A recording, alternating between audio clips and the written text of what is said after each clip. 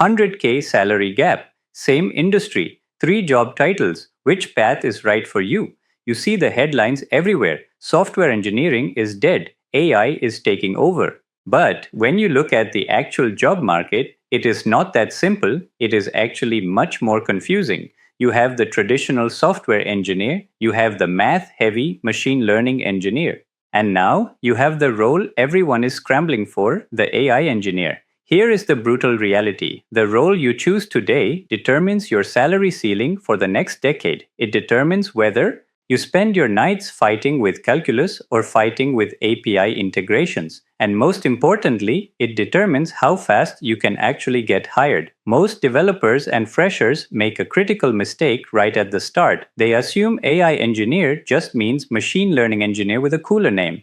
It doesn't. They are completely different career tracks with different day-to-day realities. One requires years of statistical theory and deep academic roots. The other, you could potentially break into it in 6 months if you focus on the right application stack. There is a massive salary gap opening up right now. While traditional software engineering salaries are stabilizing, AI engineering compensation is detaching from the curve. We are talking about a difference of $50,000 to $100,000 for professionals with the exact same years of experience. In this video, I am going to demystify these 3 paths completely. We will look at the real salary data, the day-to-day workflows, and the hidden requirements recruiters don't put in job descriptions. By the end of this video, you'll have a complete decision framework to know exactly which path matches your background, whether you are a complete beginner or a senior developer. You won't just be guessing anymore. You will have a roadmap, look at the data, go to any major job board right now, and you will see a tale of 2 industries. On one side, you have the traditional entry-level software engineering market. It feels frozen. The roles that used to be plentiful, junior front-end developer, generic back-end engineer, are receiving hundreds, sometimes thousands of applications within hours. It is a saturation point that we haven't seen since the dot-com bubble burst. But then, switch your search filter. Type in AI engineer or LLM developer. It is a completely different world. Recruiters are aggressive. Salaries are listed with ranges that seem almost fake. Companies that laid off web developers 3 months ago are now hiring AI specialists at a premium. This creates a very specific, gnawing anxiety for anyone in tech. You are looking at your current skill set, skills that took you years to master, and you are wondering if they are depreciating assets. This isn't just about fear-mongering. It is about a fundamental shift in value. For the last decade, if you could write clean code, manage a database, and center a div, you were safe. You were valuable. But today, the baseline has moved. The market is signaling that writing code is no longer the scarce resource. Solving problems with intelligence is the new currency. And this transition has left thousands of talented professionals stuck in a dangerous limbo. Here is the trap most people fall into. You decide you need to pivot. You accept that AI is the future. So, what do? You go to an online course platform and you search for Learn AI. And that is where the confusion turns into paralysis. You are immediately hit with a wall of conflicting advice. One path tells you that you need to go back to university. They tell you that unless you understand linear algebra, multivariable calculus, and backpropagation at a master's degree level, you have no business touching AI. This is the machine learning engineer gatekeeping. It makes you feel like you need to spend 2 years studying theory before you can build a single thing. It is discouraging, and frankly, for most of you, it is completely wrong. Then you have the other side, the hype cycle.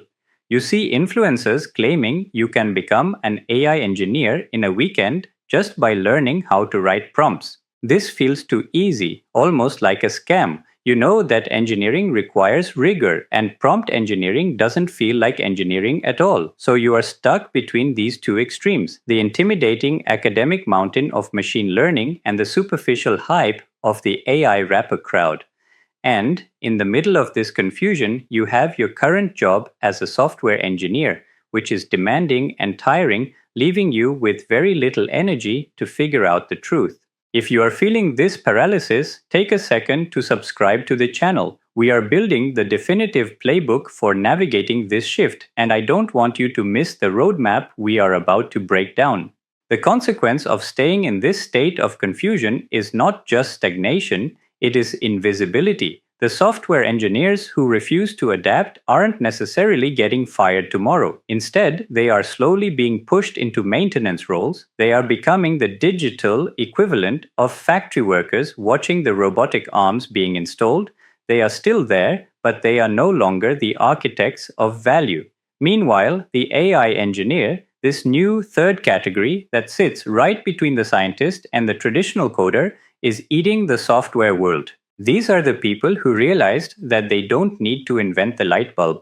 They just need to know how to wire the house. They aren't building the models from scratch, they are orchestrating them, and because they made that distinction early, they are commanding the highest salaries in the industry while doing work that is often less mathematically intense than traditional machine learning.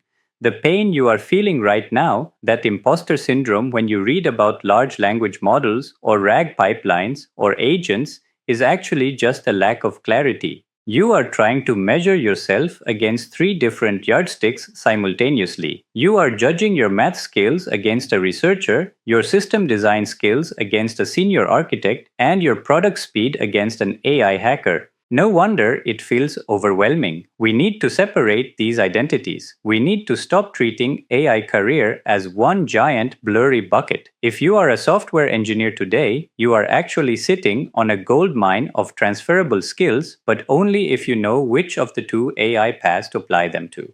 If you choose the wrong one, you will burn out trying to learn skills you will never use. But if you choose the right one, you can leverage your existing experience to leapfrog fresh graduates who only know the theory. To understand where you fit, we need to completely reimagine the map of the tech industry. Stop thinking of these roles as a ladder where you start as a software engineer and climb up to become an AI engineer. That is the wrong mental model. Instead, I want you to visualize a triangle. At the bottom left corner, you have the traditional software engineer. This is the foundation. This role is about deterministic systems. If you write a function that adds 2 plus 2, it must equal 4 every single time. It is about reliability, scale, and infrastructure. At the bottom right corner, you have the machine learning engineer. This is the scientist. This role is about probabilistic systems. You are dealing with data, statistics, and uncertainty. You aren't telling the computer exactly how to solve the problem. You are training it to figure out the solution itself. And then, at the top of the triangle, the role that has just emerged is the AI engineer. This is the orchestrator. This person sits right between the solid code of the software engineer and the fuzzy math of the scientist. Let's use a simple analogy to make this crystal clear. Imagine the invention of electricity. The machine learning engineer is the physicist who understands electromagnetism. They are the ones designing the generators and figuring out how to convert kinetic energy into current. They need deep math. They need to understand the fundamental laws of how the system works from the inside out. If you want to build a new large language model from scratch, like the team at OpenAI or Anthropic, you are in this corner. You are inventing the generator. The traditional software engineer is the grid operator. They build the power lines, the transformers, and the infrastructure that carries that electricity safely to millions of homes. They don't need to know the quantum physics of how the electron moves, but they need to know how to build a system that doesn't blow up when a million people turn on their lights at once.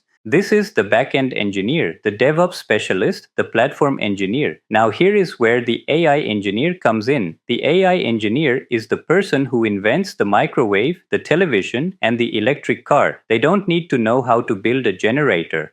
They don't need to wire the city grid. But they need to understand what electricity can do. They need to know its limitations, its dangers, and how to apply it to solve a human problem.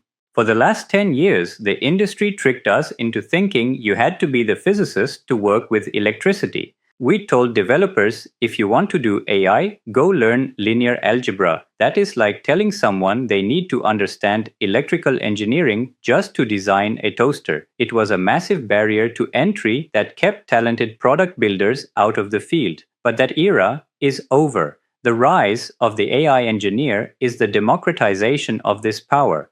This role is not about training models, it is about using them. It is about chaining together cognitive components to build software that can see, hear, and reason. This distinction is your path to relief. If you are a software engineer sitting there thinking, I am bad at math, so I can't do AI, you are wrong. You just aren't a machine learning engineer. You might be a fantastic AI engineer because that role values systems thinking, API integration, and product sense, skills you likely already have. Conversely, if you are a student who loves the theory, who loves diving into the why and the mathematics of optimization, then the AI engineer role might actually bore you. You might find it too high level. You belong in the machine learning corner, building the engines of the future. And for the traditional software engineers who want to stay put, there is hope there too. But the job is changing. You are still the grid operator, but now you have new tools to maintain the lines. You aren't being replaced. Your toolkit is just getting a massive upgrade. The anxiety you feel comes from trying to be all three of these people at once. You are trying to learn the math of the physicist, the scale of the grid operator, and the creativity of the inventor simultaneously. No wonder you are exhausted. Once you pick a corner of this triangle, the noise stops. You can ignore the tutorials that don't apply to you. You can focus your learning. And most importantly, you can position yourself for the specific salary band and career trajectory that fits your natural strengths. So, how do you know which corner is truly yours? We need to look at the day-to-day reality. We need to look at what you will actually be doing on a Tuesday morning in each of these roles, because the YouTube titles might look similar, but the actual work and the paychecks are drastically different. Let's dive deep into the first pillar, the traditional software engineer. There is a misconception floating around LinkedIn that software engineering is dead. That is false. But the nature of the job has fundamentally shifted. If you look at the day-to-day reality of a senior software engineer in 2025, they aren't spending 8 hours a day writing boilerplate code. They aren't manually typing out login forms or setting up basic API endpoints. AI tools have automated the boring parts. Instead, the traditional software engineer has become a system architect. Their value isn't in typing syntax, it is in reliability. Think about a banking app. An AI model can hallucinate. It can make a mistake, but if you transfer $1,000 to your savings account and the system hallucinates an extra zero, that is a catastrophe. Traditional software engineering is the discipline of building deterministic systems that never fail. In this role, you are the guardian of structure. Your toolkit includes databases like PostgreSQL, backend frameworks like Spring Boot or Django, and cloud infrastructure like AWS or Azure. You care about latency, uptime, and scalability. When an AI engineer builds a cool new feature that uses a massive language model, you are the one who says, "Great, but how do we serve this to 10 million users without crashing the server?" The salary trajectory here is stable, but it is flattening for entry-level roles. The data shows that junior developers who only know how to write code are seeing wages stagnate. Why? Because an AI agent can now write junior-level code. However, senior software engineers, the ones who understand system design and architecture, are still commanding massive premiums, easily clearing $200,000 in major tech hubs. They are the safety net that companies cannot afford to lose. Now, let's pivot to the second corner of the triangle, the machine learning engineer. This is the role that scares people. And honestly, it should. This is not a role you pick up in a 3-week bootcamp. A machine learning engineer is fundamentally a data scientist who learned how to write production code. Imagine you are working at a streaming giant like Netflix. A software engineer builds the video player. An AI engineer might build a conversational search bar, but the machine learning engineer, They build the recommendation algorithm that decides exactly which movie to show you next to keep you subscribed. Their day to day is messy. It is not about clean logic, it is about messy data. They spend 80% of their time just cleaning and preparing datasets. They are wrestling with ground truth. They are reading academic papers on Archive, taking mathematical concepts and translating them into Python using libraries like PyTorch or TensorFlow. The feedback loop here is slow. A software engineer writes code, runs it, and sees if it works in seconds. A machine learning engineer might train a model for 3 days only to find out it failed because the learning rate was slightly off. It requires a specific type of patience and a deep love for statistics. But the financial upside is enormous because the barrier to entry is so high, often requiring a master's degree or significant mathematical background. The supply of talent is incredibly low. If you can actually build and deploy custom models, you are in the top 1% of earners. We are talking about compensation packages that start at $200,000 and easily reach $500,000 for specialists. But make no mistake, you are paid for your math anxiety, not just your coding speed. This brings us to the third role, the role that has disrupted everything, the AI engineer. This is the fastest growing job title in history. And it is the most misunderstood. An AI engineer is not just a prompt writer, that is a myth. An AI engineer is a full stack developer who specializes in the AI stack. Think of it this way: if the ML engineer builds the brain, the AI engineer builds the body. A brain in a jar cannot do anything. It needs eyes to see, ears to hear, and hands to act. The AI engineer uses tools to give the model those capabilities. In this role, you aren't training models from scratch, you are using pre-trained giants like GPT-4, Claude, or Llama. Your job is to make them behave. You are building RAG pipelines, retrieval augmented generation. This is just a fancy way of saying you are teaching the AI to read your company's private documents before it answers a question. You are working with vector databases. Think of these as smart filing cabinets that understand the meaning of data, not just keywords. You are using frameworks like LangChain to chain together different steps. For example, you might build a system where the AI first reads an email, then decides if it's a complaint, then looks up the user's order history, and finally drafts a polite response. The skill set here is unique. It is 40% traditional coding, 40% product intuition, and 20% AI whispering. You need to understand how these models think. You need to know why they hallucinate and how to prevent it. You are essentially a product engineer with a superpower. The salary for AI engineers is currently experiencing a gold rush premium because every company, from law firms to hospitals, is desperate to integrate AI, and because universities haven't caught up yet, there's a massive shortage of people who can actually build these applications. You can walk into a job interview with a portfolio of 3 working AI apps and command a salary higher than a developer with 5 years of traditional experience. It is a market inefficiency and it is yours to exploit. So we have the architect, the scientist, and the builder. The question is, which one fits you? To decide, we need to run a diagnostic on your current skills and, more importantly, your temperament. I want you to visualize a decision tree. First branch, how do you feel about ambiguity? If you hate ambiguity, if you love it when a test passes or fails, if you love clean architecture and knowing exactly how data flows from A to B, you are a traditional software engineer at heart. You might find AI engineering frustrating because LLMs are non-deterministic. You ask them the same question twice and you might get different answers. If that drives you crazy, stay in the foundational layer. Become the best system architect you can be. The world needs stability. Second branch, how do you feel about math? If you loved calculus in college, if you get excited about probability distributions, and if you want to understand the black box from the inside out, then you have the DNA of a machine learning engineer.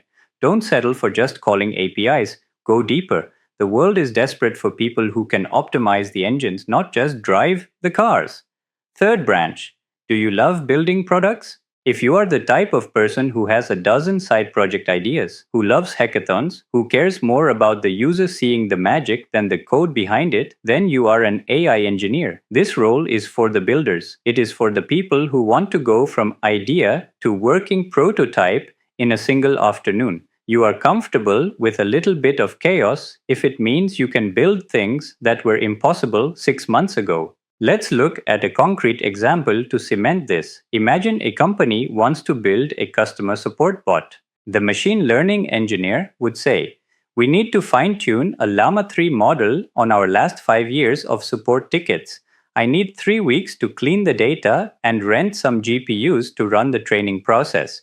The AI engineer would say, "I can build a RAG pipeline today. I'll take our support manual, embed it into a vector database, and hook it up to GPT-5. I'll have a prototype running by tomorrow afternoon." The software engineer would say, "Okay, but how do we make sure this bot doesn't crash when 10,000 users talk to it at once? And how do we store the chat logs securely to remain compliant with GDPR?" Do you see the difference? The ML engineer optimizes for accuracy. The AI engineer optimizes for speed and utility. The software engineer optimizes for scale and reliability. In 2026, the lines are going to blur, but the core motivations will remain the same. The most dangerous place to be is stuck in the middle, trying to be a generalist who knows a little bit of everything but can't deliver value in any specific area. You need to pick a lane, but here is the secret that no one tells you. You aren't picking a lane for life, you are picking an entry point. The smartest career move right now is to leverage what you already know to break into the market and then expand. If you are already a back-end developer, don't try to become a machine learning researcher overnight. That is too big a jump. Instead, pivot to AI engineering. Use your back-end skills to build robust APIs for AI agents. You are bridging the gap. If you are a data analyst, don't try to become a system architect. Pivot to machine learning. Use your statistical background to start training simple models. The market rewards T-shaped people. You need deep expertise in one of these corners and a broad understanding of the others. The AI engineers who understand how the models work are better at prompting them. The ML engineers who understand system design get their models into production faster. But you have to start with one depth.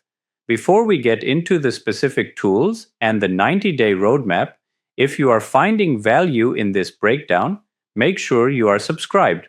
We are going to be releasing deep dives on each of these stacks in the coming weeks. Let's talk about the specific tools you need to master for each path, because this is where most people waste months of their lives learning the wrong things. For the software engineer, the stack is stabilizing. It is TypeScript, Go, or Rust. It is Kubernetes and Terraform.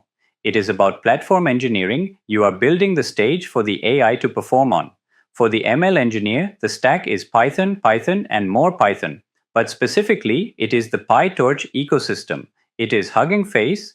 It is CUDA programming if you want to get really deep. For the AI engineer, the stack is evolving weekly. This is the most volatile area. Right now, it is Python or TypeScript. It is orchestration frameworks like LangChain or Llama Index. It is vector databases like Pinecone or Weaviate. And increasingly, it is agentic frameworks, tools that let AI take actions, not just talk. Here is the reality check on salaries.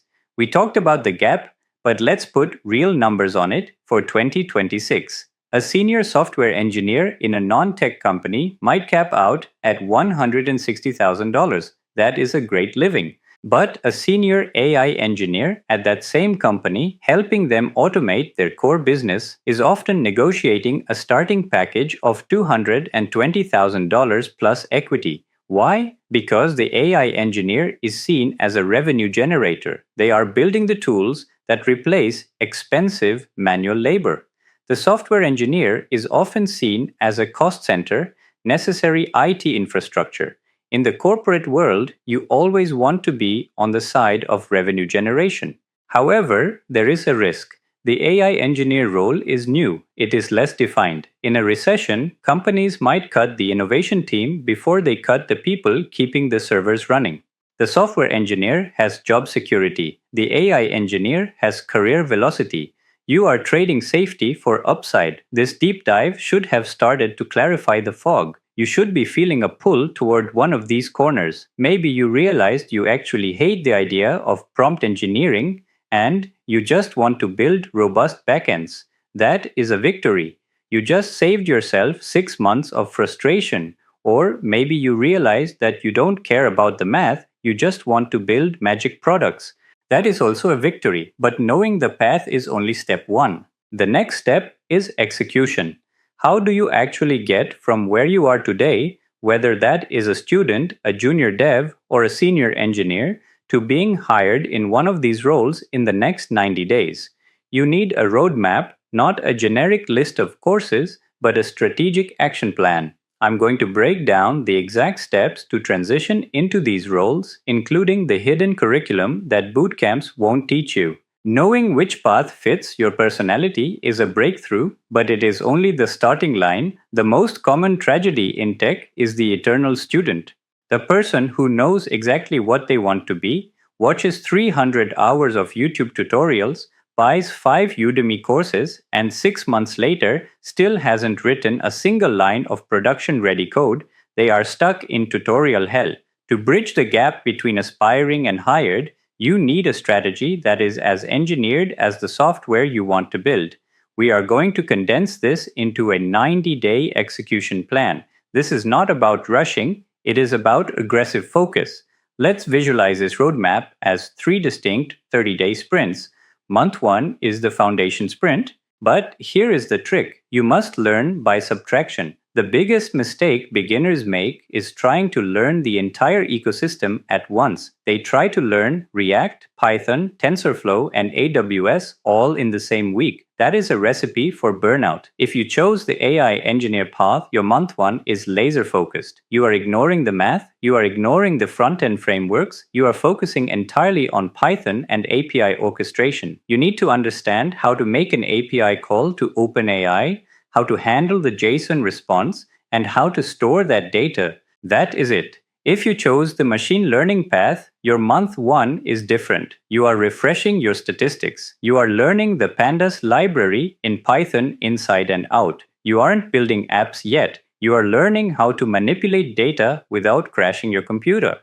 If you chose the software engineer path, you are doubling down on one backend language, likely Go or Java, and understanding the basics of HTTP and databases. Month 2 is the build sprint. This is where 90% of people fail because they build the wrong thing. Do not build a to-do list app. Do not build a weather app.